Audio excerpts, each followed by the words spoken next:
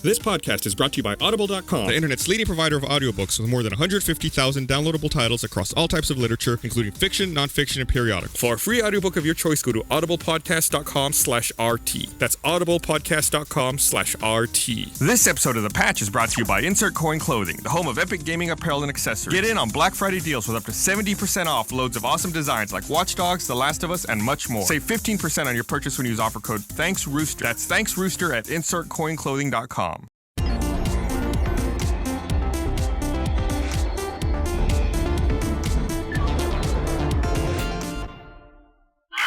The Patch. Hey, Hey, everyone.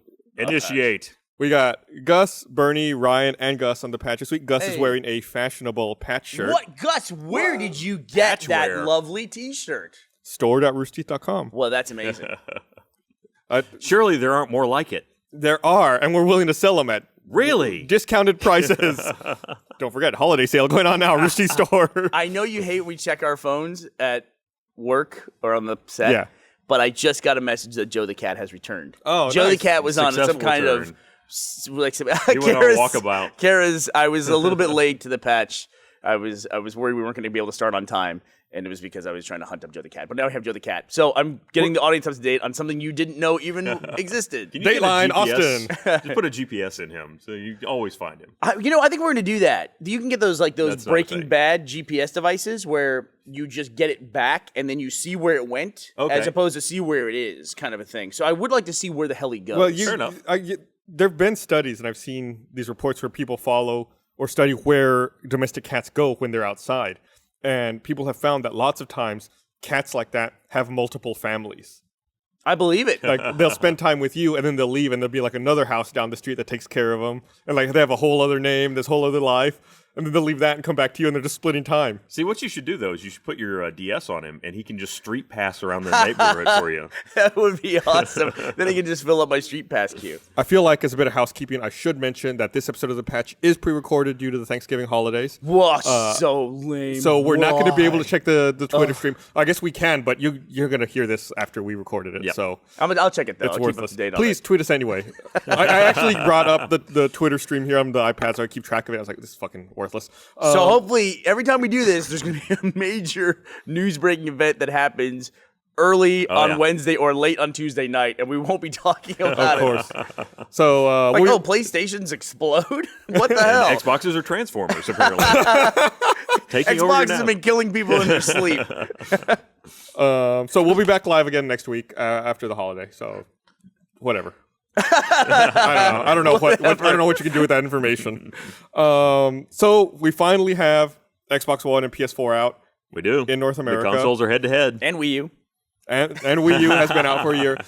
Europe is finally getting PS4 this coming Friday. Oh, cool. The 29th. Gavin Okay. might be able to sign into his PSN account finally. What is his story? Because he was complaining that the Kinect doesn't understand him because he set himself up as a North American English speaker. And the reason why he did that is if he set himself up as an English-speaking English speaker, then he would have to use the UK store. I don't buy that. I don't buy that I don't either. think so. Because there's got to be plenty of people from the UK living in the US, or people with those accents living in the US. Unless it's only tied to maybe the accent selection is only tied to the location. I haven't checked that. That's bullshit. I don't know. That's bullshit. You know, I should point out something, too, is that last week on the patch, we were talking about the PlayStation 4 because the Xbox One had not yet come out. Yeah. And we were talking about a lot of different things, a lot of different features on it. I want to make sure the audience understands that we get these units on the same day that you get them. And we know as much as you do about them when they first come out. So when we're in the process of discovery, just like anybody else. And I was reading comments. I was going back and looking at the patch from last week just this morning. And I was seeing people who were posting like an hour ago saying, hey, guys, the volume controls are here and do this. You're all idiots. It's like, well, you had another 5 or 6 days to figure this stuff out. We're not going to know everything right out of the box on these things. Why not? Well, give us a month, Gus, and we will know everything.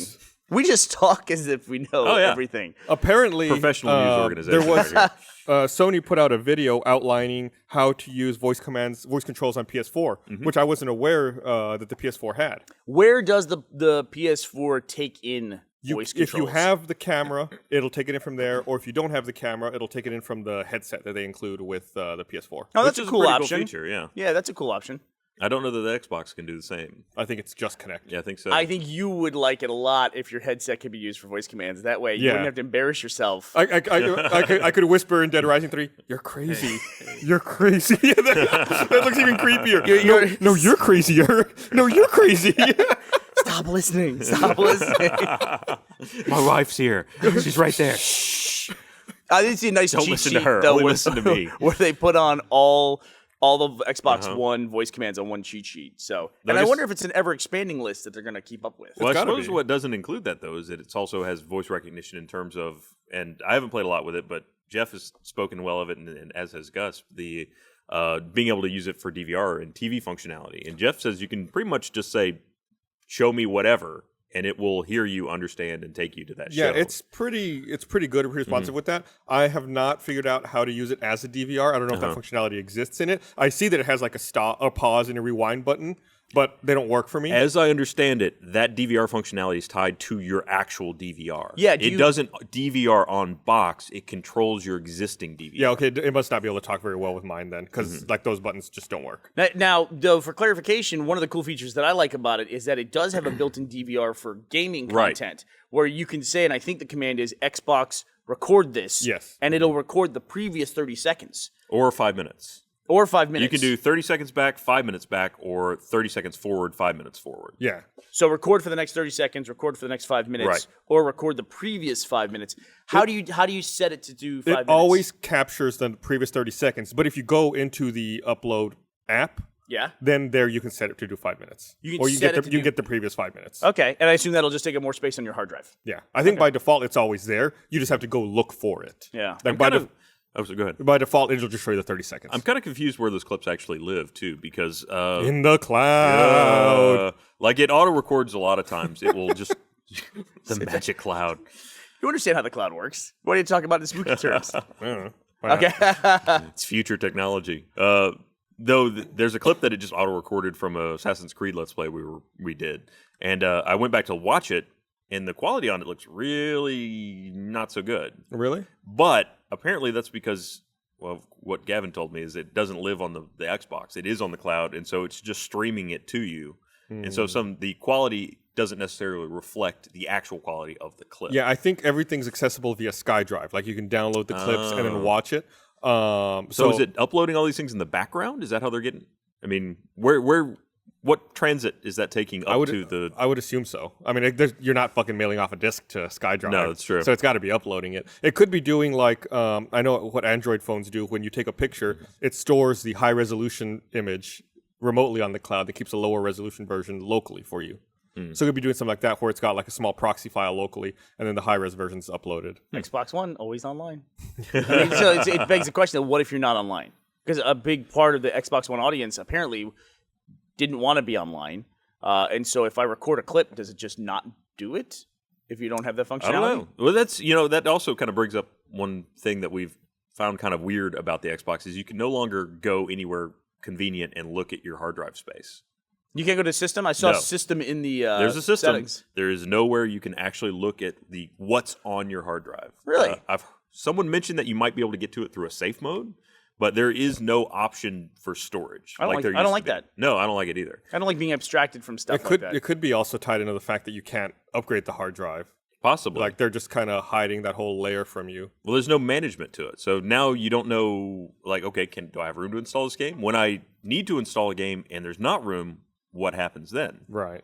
So I think Jeff's been installing everything just to see where that threshold of pain is in terms of storage. We also haven't tried the external storage yet, which is something else to look into. Interesting. Wait. So the Xbox does support external storage? Yeah. Okay. So this is from the support.xbox.com. Xbox One keeps all your data up to date by synchronizing with Xbox Live. You no longer need to make a decision about whether to save something locally or in the cloud. Your data is stored in both places automatically. Save games, app data, and your preferences are immediately available when you sign into any Xbox One console. How much storage do I have? The Xbox One is equipped with a 500 gigabyte internal hard drive. Most of the space is available for storing games and apps, though some is reserved for save games, console software, and other important system functions. All right, and then I'll see if I can find how you check Xbox One. How do you check my free space? Xbox One monitors your available hard drive space. When it starts to fill up, a message appears warning you that you're low on space. The messages are stored in notifications. You can check to see if you have any unread messages by going to Xbox and saying, Xbox, go to notifications, or by selecting the notifications icon at the top of the home screen. It doesn't say what happens, There is no proactive way to go to that, though.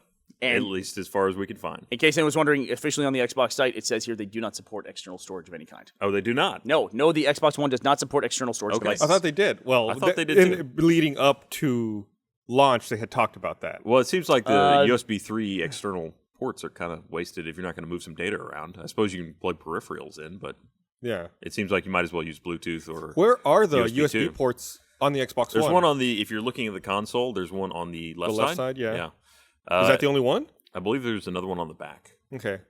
Yeah, there's nothing on the front, right? Like No. the 360 had a couple of ports you could use for joysticks I or don't believe so. memory sticks. I could be wrong. Huh. Okay. The front is pretty streamlined. There's not a whole lot going on there. Yeah. So I had the ultimate first world problem this weekend. I might be able to challenge that, but go ahead. First world gamer problem. I'm out of touch with reality. I had a problem with cloud saves. I had played some XCOM here at the office on Friday. XCOM does not support cloud saves. Yeah. Wait, On the 360. On the Xbox. Yeah. Okay. I So play it on PC. I was playing No, XCOM. that works too. No, it does not. XCOM does not have cloud saves in Steam. As far as I'm aware, I No, play Adam, here and Adam just reformatted his computer and lost his save because Really? it's not in the cloud. I was very I play here disappointed and at by home. that. I don't know. Maybe I was doing something else. It's been a while since I did that. So I was playing XCOM on my 360 here at my desk on I think you Friday. have to turn it on or something. Let me finish my fucking story. I was playing if you go into XCOM the settings, at it's my like- desk oh, here sorry. on Friday. Who are your characters? I'm sorry. I went home. I was going to play XCOM Friday night, and I got a message on my home Xbox saying, your cloud storage is out of sync. Go back Right. to your other Xbox and finish your upload. Like, fuck.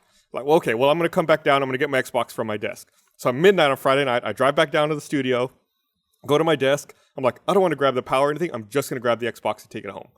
Unplug my Xbox on my desk, take it home, realize the Xbox at my desk is a 360E. My Xbox at home is a 360S. Yep. They use different power supplies. Yes, they do. So like, fuck. It's like, okay, well, I'll pull the hard drive out of my E and put it in my S. So I pull the hard drive out of my E, put it in the S. Nope, says you need to do it from the original Xbox. So, fuck. So then I come back down, have to put it all back together, come here, turn on my Xbox, let it sync up, turn it off, go home, let it sync up again. Or when I launch XCOM, when I get home, because I've taken the hard drive out and put it back in, it says cloud storage is not enabled on that device. Do I want to enable it? Yes, it has to re-download all of my cloud saves, which is only like 80 megabytes, but it took half a fucking hour. Hey, cloud saves take a while to sync. Like the longest that I ever sat around waiting for anything on my Xbox 360 was waiting for Skyrim saves to sync because I'd have like 8 to sync and they were 5 megs each, and that always took forever. Yeah, so Jordan was making fun of me, saying that not only did I have the problem of having too many Xboxes, I had the problem of having too many different kinds of Xboxes. Right. Awful. So one thing I want to point out, though, that could have saved you through all this is if you have a 360, one of the first things you should do is go up and set up background downloads and uploads. I do. So it should not have, unless you physically unplugged it. It does sometimes. I didn't. So yeah, I mean, Yeah, okay. I mean, obviously, it can fail sometimes. it must have just failed because this one has background uploads and downloads. I didn't just pull the plug on it. It was fine. I literally just turned it on, then turned it back off, and it was synced. This Xbox here for the patch that we have sitting out here off screen that we use, I have my cloud set up on there. And there's been a couple times where I've been showing stuff off on screen.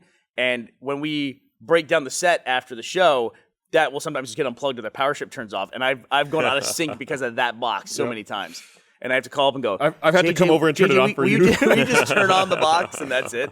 Yeah. Just turn it on and turn it off after a few minutes. Did you see, though, since you were syncing, did you finally see that if you go into active downloads, you can watch the files sync? Yeah, I've seen them. I didn't go do that, but I've seen them be like waiting a process before or something. Right. I forget what the message is. Have you seen what that looks like on the one yet? I haven't actually seen anything. According to this page on support.xbox.com, it just happens automatically. Like, I've never So selected... there's no longer going to be a prompt at all. Well, I know you will no longer select cloud storage as a save option, but Right. have you ever seen the prompt of it downloading No. or a conflict? Apparently it just says automatically. Yeah. I wonder if they've sped it up with the Xbox One I'd cloud like- services. I feel like I should have plugged an Xbox One in here and seen what happens, like with Dead Rising 3, because I've been playing at home. I'd be curious to see how quickly can I get that save here. Yeah, that's the thing that's caught up across the board. Like PlayStation with PlayStation Plus, one of my biggest complaints about my PlayStation 3 was I would turn it on and I'd have to make updates and then wait and get them download. And like sometimes it would take me 20 minutes to start playing because I hadn't played in a couple months on the PS3. Now it does all that stuff automatically. It'll do updates automatically. It'll update games automatically. So I think that Xbox One is probably doing that same thing. Well, you bring up an interesting point there with the PS3 because that has been my biggest complaint so far about the Xbox One is I feel like I'm taking forever to get into a game. And even then there's a fair amount of loading right at the onset. Mid-game seems to be pretty seamless, but just to get it running. In fact, on the way right before this, I wanted to have something to kind of compare apples to apples with. So I played Killzone on PS4, and then I wanted to try Rise on Xbox One. Mm-hmm. It took 35 minutes to get me in-game. That's crazy, really? It did the initial install, which doesn't go all the way, but it gets you far enough that you can start. So I said, okay, start once it let me. Get into the menu. I picked single player, and then I have to sit through another install that took even longer than the original one. Which is, okay, fine. I understand you got to install it. I don't know how much you're installing because I can't look at storage. Right. But whatever you need to do, don't pretend like I can play it now, though. Yeah, I felt like when I first played Dead Rising 3, I had a similar thing where I probably waited close to half an hour between install and downloading the patch to get it to get it playable. Now, once it's running, I feel like the load times are pretty in both PS4 and Xbox One. Once they're running, it's great. But I will say I got to hand it to the PS4 on that because Killzone, I think I was playing within 5 to 10 minutes. See, I have no perspective on this for either platform. Mm-hmm. Even on the Wii U, I don't have perspective on it because I'm 100% digital at this point. Uh-huh. And I wondered about that. If that was a much So I can tell you program. how big Dead Rising is. Dead Rising is 19 gigs. Really? That's and it? When I got to 42%, it let me play it. Yeah. So 42% of downloading or 42? Yeah. Okay, so it downloaded and installed. And downloading and installing is kind of like this mixed bag. So it's like when I got to 42% of the process, the bucket, then I got to play. Believe for the Xbox One, when we had the disc versions of Dead Rising, we had to hit 45% before we could actually start playing. Yeah. It was either that one or Assassin's Creed. I forget which. And the games I have on PlayStation are smaller games. One thing that's interesting about the Xbox One is I loved on the 360. I love Xbox Live Arcade. I probably have as many Xbox Live Arcade titles as I do retail titles. And the PS1 seems to be way more focused on independent, smaller games than at least what's going on right now with Xbox One. I mean, there were a lot of games available free when you launched PS4 versus Xbox One. There really wasn't much available free. I had 4 games on day one of PS4, and I paid $15. Yeah, I paid $15 for Sound Shapes, and that's it.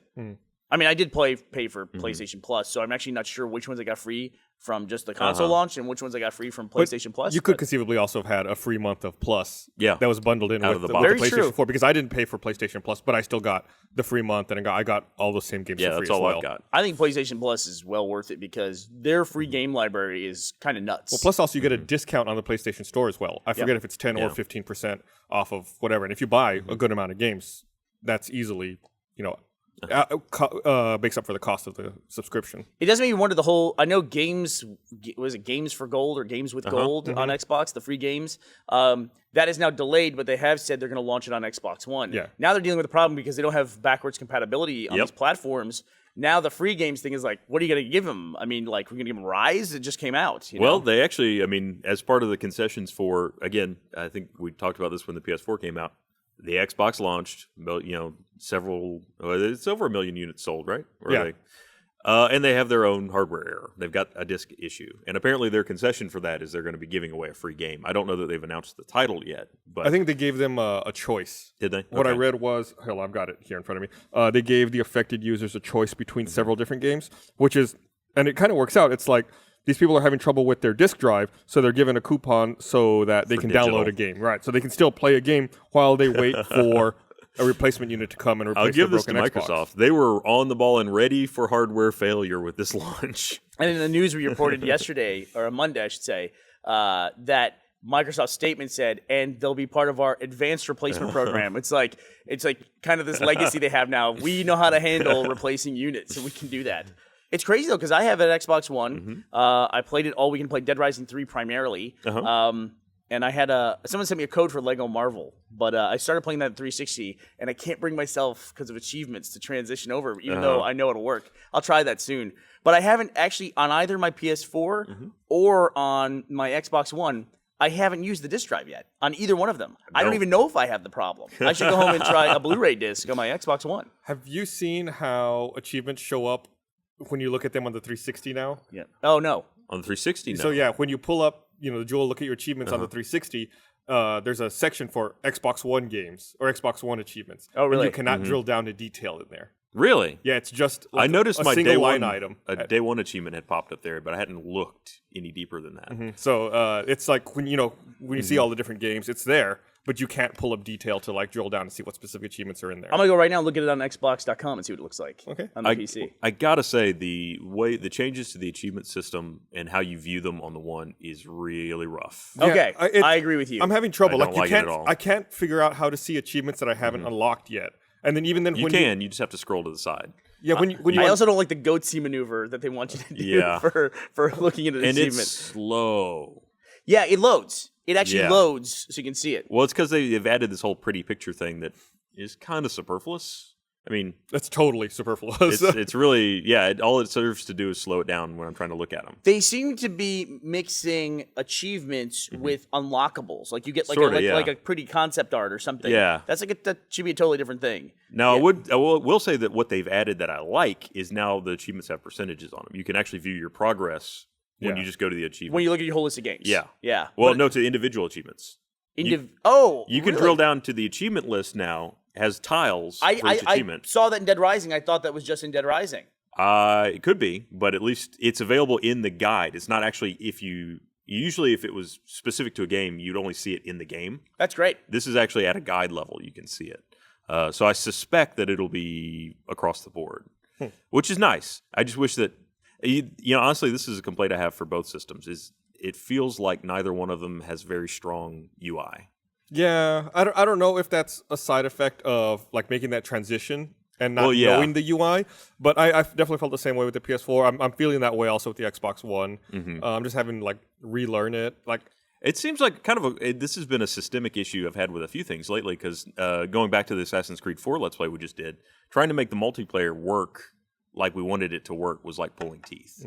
I mean, it was just not very streamlined. It felt like it hadn't been very refined. And that's all on Assassin's Creed's part. That had nothing to do with the platform. Yeah, even getting to the settings on the Xbox One after my initial setup, I was like, okay, where are they? Well, the Xbox has a harder time, at least in my eyes, because I'm more familiar with the 360's platform. Yeah. So I knew what that one was like, and now this is a change to that, but similar. Whereas the PS4 at least was a brand new experience, so I'm just kind of discovering it from scratch.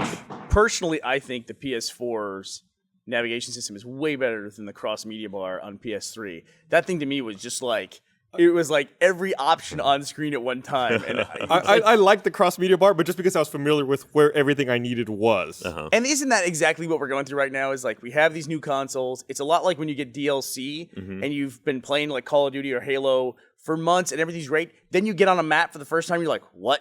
What? And it's like you have to go through those first couple rounds where you know where nothing is. You're confused. You don't know what leads to what. And then after a couple of iterations, you're like, oh, I got this. And just go to exactly what you want. Yeah.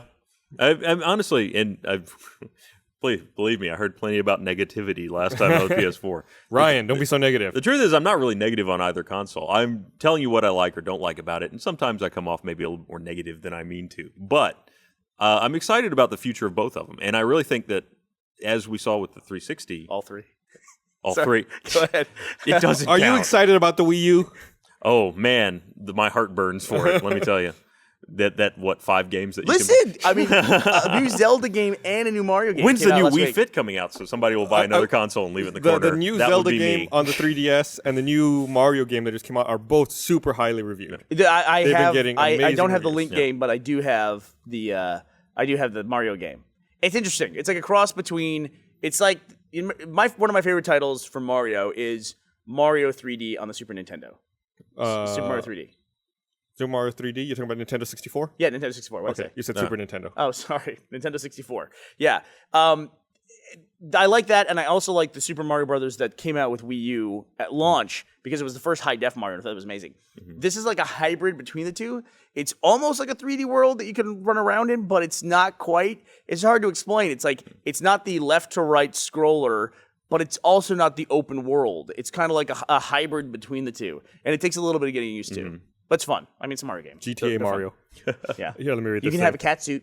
cat suit. You can get a cat suit. I like right out of the gate. Can you you get a get cat suit. Can you wear a tanuki? You got the fucking raccoon suit. This episode of The Patch is brought to you by Audible.com, the internet's leading provider of audiobooks, with more than 150,000 downloadable titles across all types of literature and featuring audio versions of many New York Times bestsellers. For our listeners, Audible is offering a free audiobook to give you a chance to try out their service. One audiobook to consider is Game of Thrones by George R.R. Martin. For a free audiobook of your choice, go to audiblepodcast.com/RT. That's audiblepodcast.com/RT. So, I mentioned Game of Thrones there for Audible. Has anybody been watching the past couple episodes of South Park where they're dealing with I saw the first console one. wars? I see the clips. I saw the first episode. I haven't seen the second episode yet. In the second episode, Butters takes to calling George R.R. Martin George R.R. Martin. So I figured it's a good The pirate. way to call a good book to recommend. Yeah. There you go, right there. They're really, really good. I hadn't watched South Park in a while, but I thought they've been doing a really good job with the console wars. You know, they just held BlizzCon recently, and somebody went to BlizzCon dressed as the WoW gamer from South Park. Oh yeah, I saw that. Yeah, they had a huge the cosplay contests at BlizzCon are outrageous. They are outrageous. I think it's probably the best cosplay contest in America, aside from the ones they have in Asia, which are just like really ridiculous. But it's funny to see like all these like, you know, really advanced cosplay outfits, and then this dude who's like basically got a keyboard strapped to him and a table strapped to him. Did you see the little bit of trouble Blizzard got into over remarks about hypersexualized, I guess, female characters in the upcoming Heroes of the Storm game? No. The game director for Heroes of the Storm, Dustin Browder, did an interview with Rock Paper Shotgun, and it was a fine interview. It was very friendly. Then at the end, the interviewer started asking questions like, you know, what do you think about this move towards, you know, super sexualized female characters? And the game director, I forget what his exact quote was. He said something like, we're not running for president. We're not sending a message. No one should look to our game for that. And I guess he got a lot of criticism about it. Well, it's interesting that things that used to not be so politicized have kind of started having to carry that weight. I think maybe as the game industry matures, now they suddenly are starting to be looked to as sort of a bastion for those kind of things. Like they're held to a higher standard than they maybe ever were before because it's becoming so common for people to play video games. Right, and I think that's the whole thing, is they want the industry and they want gaming to be inclusive and not, you know, just a boys club. I mean, if you look at, say, Duke Nukem 3D, that was hugely sexist. The original one, I mean, there were dancing girls and, I mean, it was terrible in terms of if you're looking at it as a serious conversation about, you know, gender in the world, but it's not. I mean, I saw a really great it's probably one of the longest videos I've ever watched on YouTube. It was a 25-minute video, and it's by Feminist Frequency. She might remember her. She sometimes will post videos and then get like death threats for posting, you know, feminist viewpoint on gaming. She did a whole one about the thing I've always noticed about gaming, which is the Miss Male character, which is you take the male character and you slap a pink bow on it, and then it's the female character. It talks about female characters and female tropes in video games, going all the way back to arcade titles, you know, cabinets in the original arcades in the early 80s. And it's a really interesting watch. You should definitely watch it. It's 25 minutes, but it's like, once you see, we were talking about Mega Man before this started. Out of all the villains in Mega Man across all the different titles, there's one female boss. And you can tell she's like not hypersexual, but like hypergender, where it's like, this is the female character. And it's like every call out you could possibly imagine on that character. It's really interesting. And it's interesting to see all of it over the course of about 3.5 decades in the course of one video. It really is interesting to watch. I thought it was really compelling. So I'll put a link to it in the link dump. Do you remember what was the name of the female Mega Man villain? I can tell you. I remember, do you think about it, like all of the bosses, they're very focused. It's like Woodman or, you know. I'm pretty sure her name is like Mrs. Gal or something like that. I'll look it up, but it's something ridiculous unto itself. I mean, honestly, that's kind of an interesting point anyway, because I never really assigned a gender, really. I never thought of Mega Man characters and thought that guy versus girl. They were always robots, and as you said, some of them were partially fused with trees. Yeah. So I mean, their gender really wasn't an issue. They were GoBots. GoBots, not even transforming. I guess they're not transforming, but yeah, the GoBots transformed. All right, they did. Not quite as good as the Transformers. GoBot movie coming 2015. But this Blizzard interview ends really awkwardly. If you go, we'll link the. Her name is Splash Woman. Splash Woman. Yeah. Well, okay, no, but a lot of Woman. the enemies in Mega Man ended in. That's man, true. They right? actually did. Woodman, Blade Man. It is absolutely true, and that's why taking snippets out of this video I don't think is a fair way to look at it, because you can look at individual ones like that and you say like, oh, I understand the reason for this individual choice, but then when you see them all, and granted, she's cherry picking, some examples over 3 decades of gaming content, but you see them all like how they're all presented in one go. You're like, yeah, this is definitely a trend of the way the female characters are presented in games.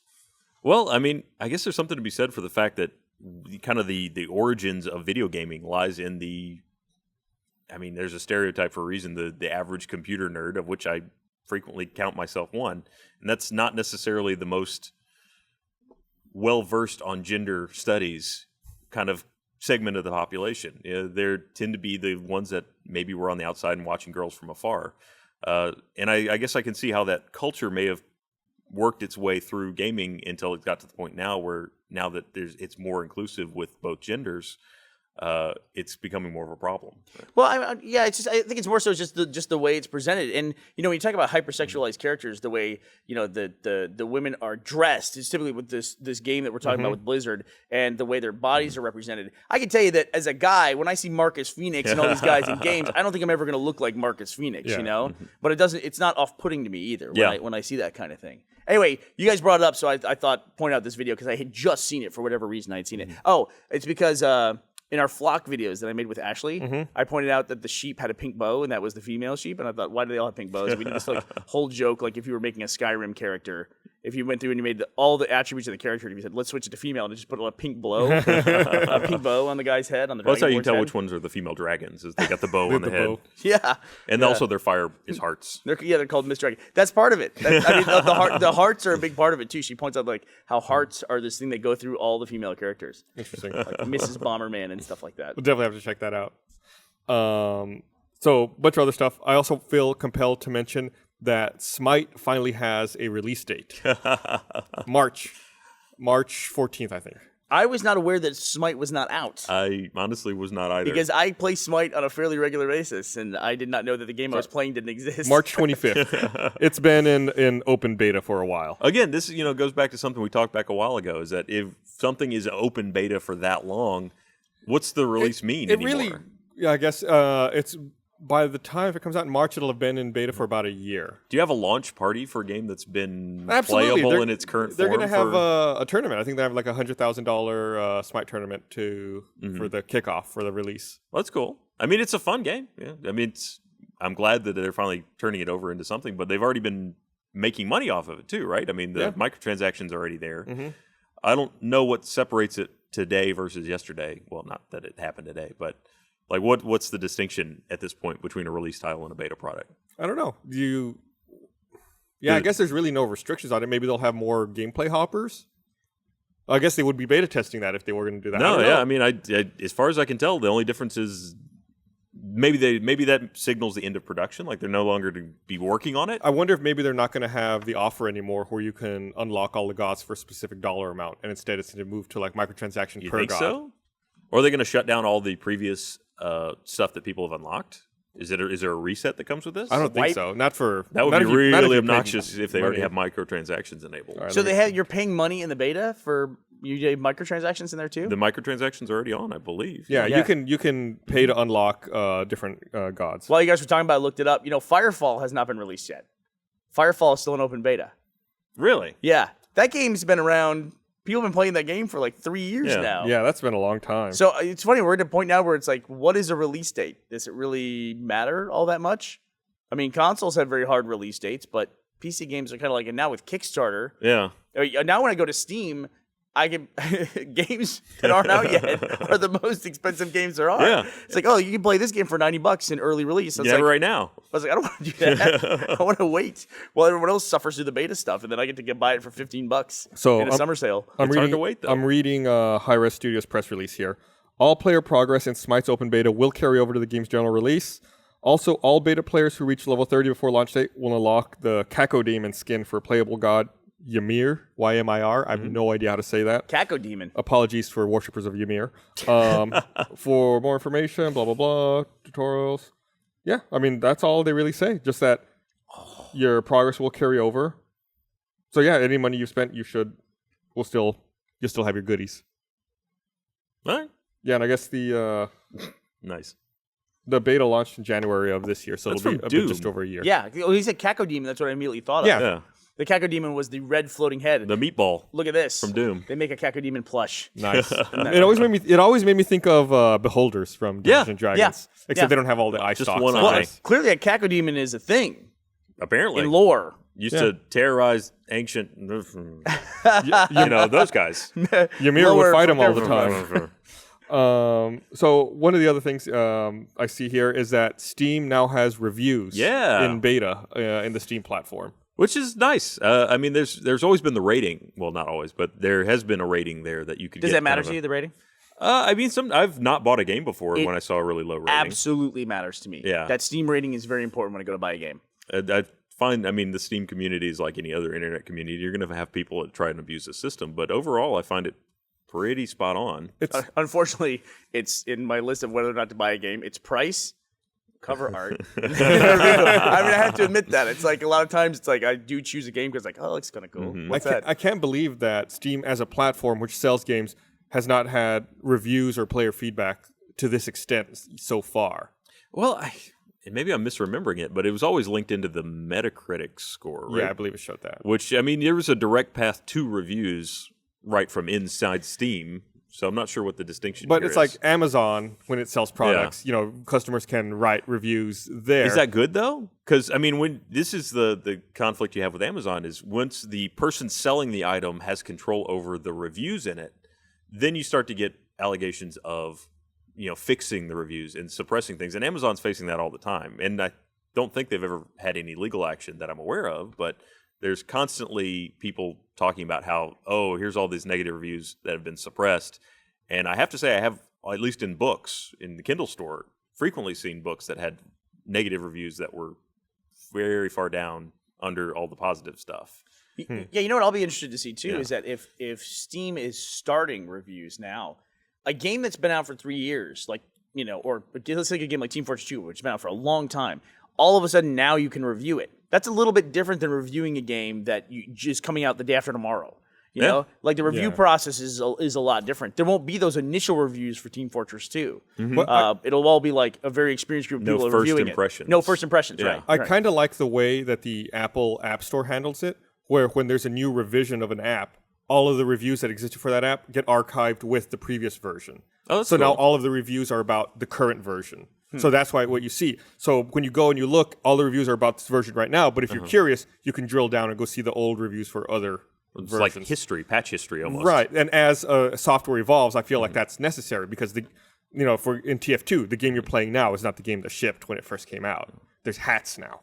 Yeah, well, that's now the primary focus. Every time they add a new hat, they'll have to archive all the comments. Yeah, like fuck it. We got bandanas now. I'm living actually in the not world of beanies. surprised it took this long to get to reviews, like written reviews on Steam, because I remember very well when Steam launched how much it was hated. Oh, yeah. And I don't know, maybe I wasn't paying attention when it went from the most miserable thing ever invented in the history of PC gaming to Gabe Newell is a god and can do no wrong. I don't know what that transition was, but it did happen at some point. You just got to wait it out. Gabe Newell's taught me that. No matter what the shit's hit the fan, just wait it out. I mean, seriously. Remember the images people would post of Steam with the piston going up the guy's butt? Yep. Remember that? Yeah, that was a GIF I saw in every forum ever. Or you'd see the loading bar just perpetually filling and then going stopping and backwards. refilling. Yeah. Yep. Here's another patch. Here's this. Here's that. Yeah. It was hated. Now people love Steam. It's when they switch from that green skin to the black skin. Is that what it is? Yeah, that helped. It's a lot more slick now. Somebody archived all the different like UI updates of Steam, so you can go back and look at it. Like It was pretty ugly. I'd be curious to see that. Yeah. Yeah, it's hideous. It's like the Wayback Machine for Steam, and it was pretty gross when it first started. Yeah, it had that olive green that was awful. Well, I mean, I guess its main function when it was introduced was basically DRM, Basically, it was DRM. which is why no one liked it. Yep. And it did kind of suck. it was an Half-Life 2 online being- check-in for Half-Life 2. Yep. That's the way it was bundled. In fact, they said, I think Ash reported on this, but they said that when they put out Half-Life 3, they're not going to like restrict it to platforms because of what happened with Half-Life 2. It was rough. That's a sore spot. It's a Yeah. sore spot, yeah. The internet sometimes has long memory. Not usually, but sometimes. Yeah. It has long memory caches. I mean, it really is crazy. But then, they've gone on and done really cool things. Like, it's really easy for indie developers to publish their games. They got Greenlight going on now. They're putting reviews in. Did Team Fortress 2 ever get to the point where people could make money selling their items on Team Fortress 2? I don't think so. Like making Could their own be. hats or anything like that? I think so. You can sell Could you? the hats through the store. I think there's a user.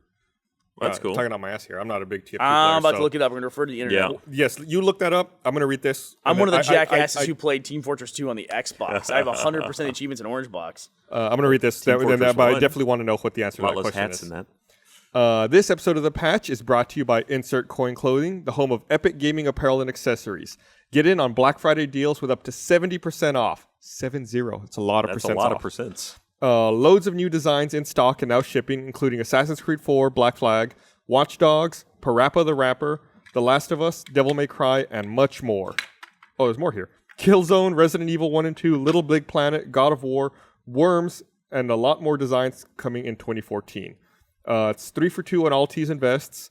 So Black Friday deals with up to 70% off. Loads of awesome designs, including Assassin's Creed, Sega, Dead or Alive, plus lightning deals with the last day of sales on the 1st of December.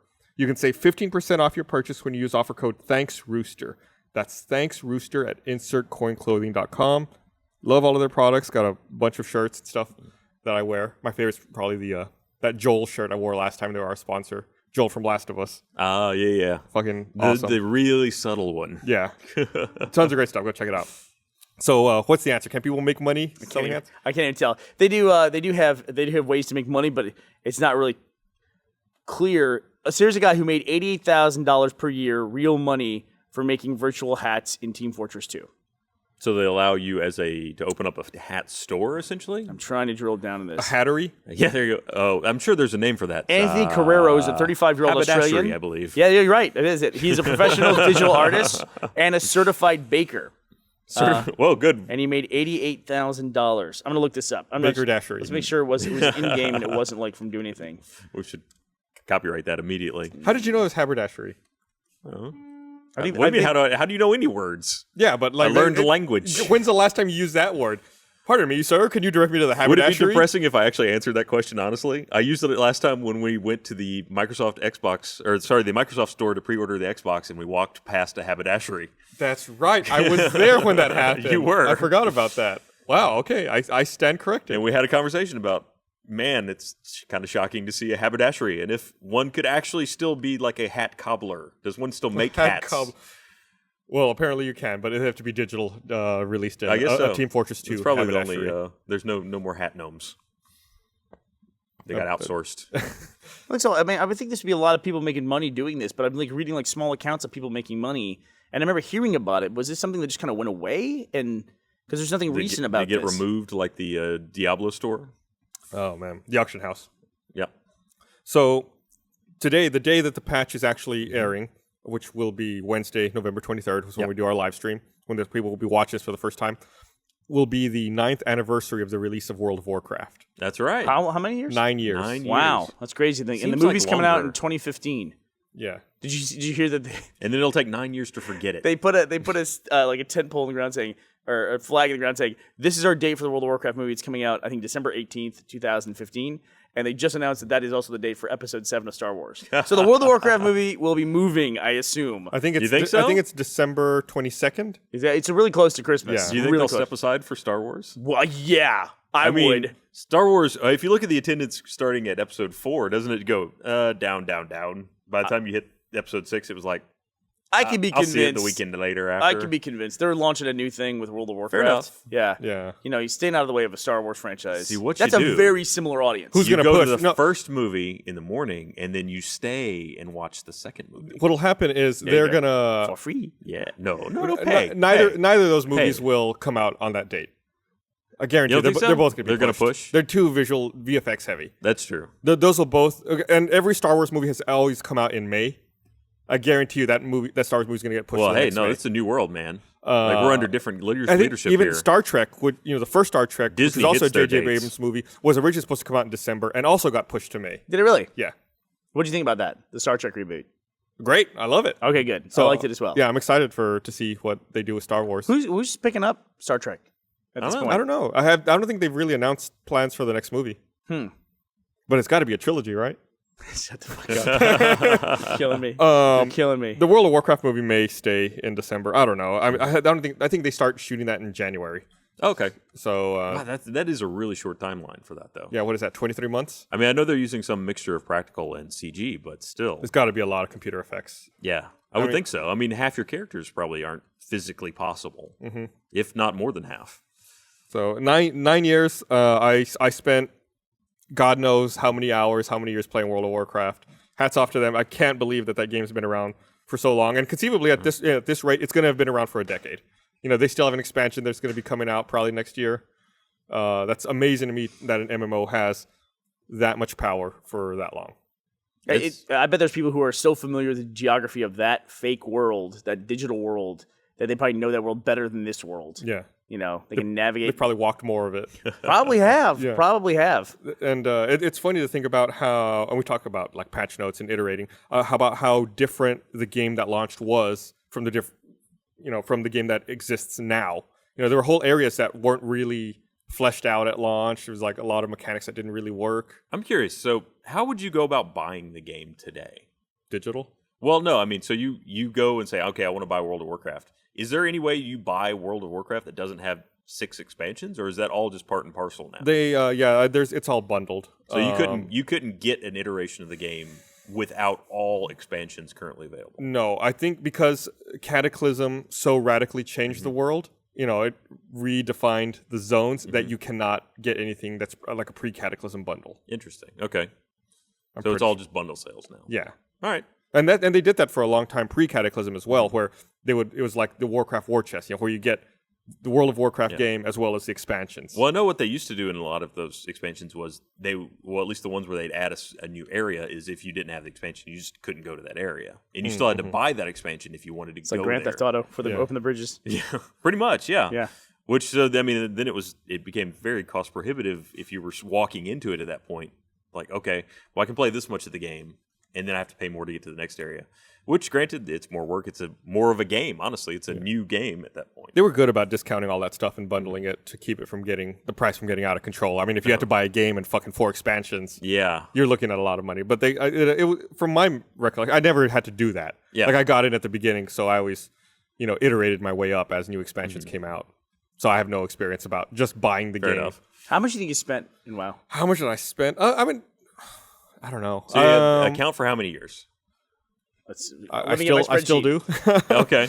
So 9 years? Yeah. Well, You were at I launch, technically did not start at launch. So Assume 8. I started in January of 2005. Okay. You spent $1,400 at $15 a month, approximately 12 months a year. At 8 years, you have spent $1,440 on just subscriptions. Doesn't count Doesn't count game or expansions. expansions or anything. Right. But that wouldn't be too much more. Yeah, than another that, couple huh? $100 bucks. You get up close to $2,000 for something Yeah. like that.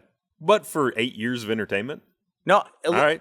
That's less than you pay for a cable bill. I talk to my film buddies about this all the time. Pound for pound, nothing beats video games. Even after your hardware cost of like a $500 or $400 console, you can't beat video games. I can buy a $60 game and I can play that easy for 120 to 150 hours, depending on the game. True. Yeah, As compared to, say, a movie where you watch an hour and a half, 2 hours for... Yeah, $10. Let's say you watch it 4 times. Yeah. Yeah. Yeah, no, it's a good point. Or just go to a movie theater and you sit down for $10 or $15 and you watch a movie for 2 hours. That's $7 an hour. That'd be like if you translate it to a video game, if you played a video game for like 8 hours, and that was it. That's all you played that game for. That would be a game you were not happy with, just straight dollar for dollar. Yeah. Yeah. Absolutely. I mean, people who play video games, the engagement level there is incredibly high. We are all very wise Of for course. choosing video games. For entertainment purposes, though, watching videos on the internet, that is really where you can make a lot of money. Sometimes on your favorite YouTube channels. Sometimes on your favorite YouTube channels. Or on your favorite community site. The YouTube blog will post stats of the platform. The scary one we always talk about is how every minute that goes by, there is 100 hours of footage uploaded, which is just crazy to think about that much content going up. But I also read one, and it's way outdated now, that the average user on YouTube watches something like 38 videos per session. Wow. Average. I watch like one, and then I show it to somebody else. Like, look at this Kanye West ridiculous video. Bam. But then I'm done. I don't typically watch more than one. At least I don't think I do. But every now and then I'll get to a video on YouTube where it's like, why am I watching this? And the comments are all like, why am I watching this video? You know you've hit the end of the line when you get to the comments. They're like, yeah. What did I just see? How did I end up here? What link to this? I really freaked Brandon out the other day when I pointed out to him that our YouTube account has a history. So you can see what everyone else logged in as our account has He been didn't know watching. that? He didn't know that. Why do we have that turned on anyway? For this very reason. I discover so many great videos like that. It's a great feature. That's true. It's like a YouTube aggregator. We get to see what everyone else has Yeah, discovered. it's like, what are the people I work with? What are the people I spend the most time with? What are they watching? Uh-huh. The crazy thing, too, is when you'll see like a chunk where somebody's watching a bunch of videos in a row and you try to figure out who's this person like following this trajectory. What are they looking for here? Yeah, that they ended up and got to this. We shared our Reddit account, and like you can sometimes see like the previously viewed links or stuff like that, or Like stuff you've upvoted or commented on. Yeah, or I'll see comments you've made on something else too. We're not the only ones, by the way. Somebody else I saw was making comments the other day on the Rooster Teeth Reddit account. What I discovered is like I saw some stuff before that our Rooster Teeth account had upvoted or downvoted, and I never understood why. I realized that if you have Reddit Enhancement Suite installed and you hit like certain keys on the keyboard, it automatically upvotes and downvotes stuff. Oh, I have that. Is that true? Yeah. So I think like A and S, like upvote and downvote. So it could be that some people go through with RES and don't know it, and they're upvoting and downvoting stuff. I finally had somebody witness a problem I've had forever, which is I have really bad luck when I'm filling out forms. It's about 50% of the time. First of all, I'm a terrible typer, so I always have to like correct myself in backspace. But I'll be typing a form, I go, oh damn, and I hit backspace, and it goes back a page. Yeah. It does that to me all the time, and it's like I talk about it to other people, and they always like, no, it never happens. If you're not in the text field, if you're just on the web But page. how the hell can I be typing and not be in the text field? That's what I don't You understand. tabbed away from it? I don't know. I don't know what's happening. I think like the mouse is off or something. I don't know how it could possibly be the case. Like I'll be typing, I misspell my own name more than anything else. I spelled Buren instead of Burnie, and I hit backspace, and then I'm suddenly back on another page. It's awful. And I hate to, people talk about first world problems. Retyping a form is like the worst thing that can happen to a person in this day and age. Yes, it's absolutely the worst. Yeah. It's crazy when I go to like my PC, my Windows PC, and it doesn't have autocorrect on it for like just auto-correcting my spelling the way my iPhone does. I was just like, what? Because I have so many shortcuts for like typing my email address, for instance. But yeah, it's or like a page where you go and they've turned off autocomplete. They don't allow it, and you're like, I hate this website. I fucking hate autocorrect because I type so many nonsense words intentionally or words that aren't in the dictionary, like company names. And it's like, oh, you meant this. Like, no, fuck you. You erase it, and you type it again, then it corrects it again. Like, fuck you. I know what I'm typing. I just want to turn it off. I'm fucking done with it. You can totally turn it off. I'm going to. Yeah, you'll learn to hate not having it, though. Trust me. I'm a pretty good typer. So other big news that happened, I guess, after last week's patch was John Carmack left id Software. John Carmack left id. That is crazy. We had all kind of speculated was going to happen when he announced he was taking over a position with Oculus Rift. There he is. There's the man himself. So, Can't say enough good things about that guy. He's got an Oculus Rift, and he's wearing glasses. Yeah. He's the CTO, though. He might have a special edition of he it. also made Doom 4. He did. Yeah, so I mean, it's crazy to me that people were really shocked when he took up this position working on Oculus Rift, wondering how he was going to split time. And here's your answer. He can't split the time. Even John Carmack does not have enough brain power, does not have enough processing power to do that. Well, he'd been there for a while. I mean, after a while. He started it. Yeah. So, I mean, that's been how many years now? Gosh. Probably 20 or so. Yeah. Because 93? He's Maybe due a longer change. than 20. He's due it for a change. It's fine. When did Commander Keen come out? Well, that was Apogee, right? Yeah, you confused the hell out of me because you said Doom 4. And I'm like, there was a Doom 4? And I was like, what? There's no Doom 4. There's no Doom 4. Okay, No. you confused the hell out of me. I was like, what the hell? Did I miss an iteration of Doom? But it was a multi-platform game they were making, and they announced it in 2008, and they completely restarted development in 2011. Wow. You're restarting development 3 years in? I'm That's sure crazy. they got to a point where their engine just wasn't up to snuff and had to take it back to development. Yeah, when you're id, who do you blame for the engine not being up to Exactly. snuff? It's like the guy across the room. It's like, hey, John, get to work a little harder. So one other thing I want to mention before we wrap up here is that the rumor that Telltale is potentially working on the Game of Thrones Right. game in a similar vein to The Walking Dead. Okay. Similar vein to The Walking Dead might be interesting. I think the Telltale format that they have established at this point. Did you guys play Wolf Among Us? Still haven't played it. I played it. The format they've established lends itself very well to graphic novels, and I've read the graphic novels for Game of Thrones too. So I think that it could do very well there. I think Telltale could do a great Harry Potter game if they wanted to. I guess the question with that is the Game of Thrones series seems so built on the characters that actually have large political influence. But usually the other, or at least with Walking Dead, the characters exist outside of the main storyline. Well, So- in the Game of Thrones books, Yeah. there are expanded characters who do have a lot of influence that you don't necessarily see in the Okay. TV show. Do you think So maybe it's following one of the ancillary? it could be an ancillary character who's in the book, not the show, or someone who's observing all of it from another But perspective. would you want to play that? Would you want to play a game where you've already, let's say I assume read the books or watched the show, so you know kind of the general thrust of the storyline and where everything's going? Seems like you would want to have a story that was unique to itself for a game like that.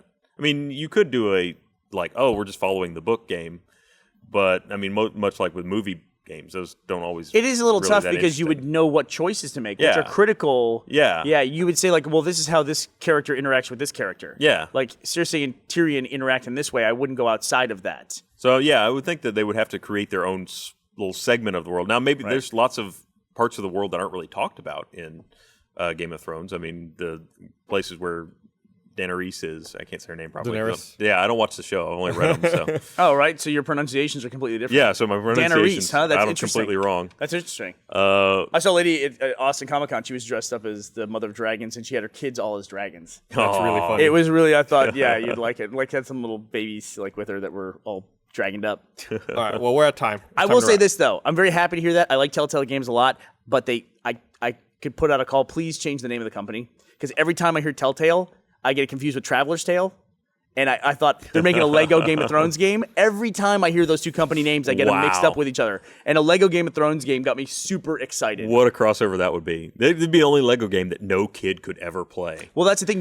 I've always heard that there's an unofficial rule that Lego does not do any mature-rated or R-rated content. So it would be Mega Bloks Game of Thrones. It's why Halo, I've always heard about Halo and World of Warcraft and StarCraft and everything. They don't have Legos for that. They have them with other brands. Yeah, and those Bloks. brands do very well because Yeah. Lego doesn't do it. So Also, congrats to Star Citizen for making lots of money. $31 million. Yep. That was another thing I wanted to talk about. All right. Well, thanks for watching, everyone. We'll be back was on Monday fun. with RT Podcast and next Wednesday with The Patch. thanks, John Carmack, for many years of awesome gaming. Why are you wearing a tuxedo?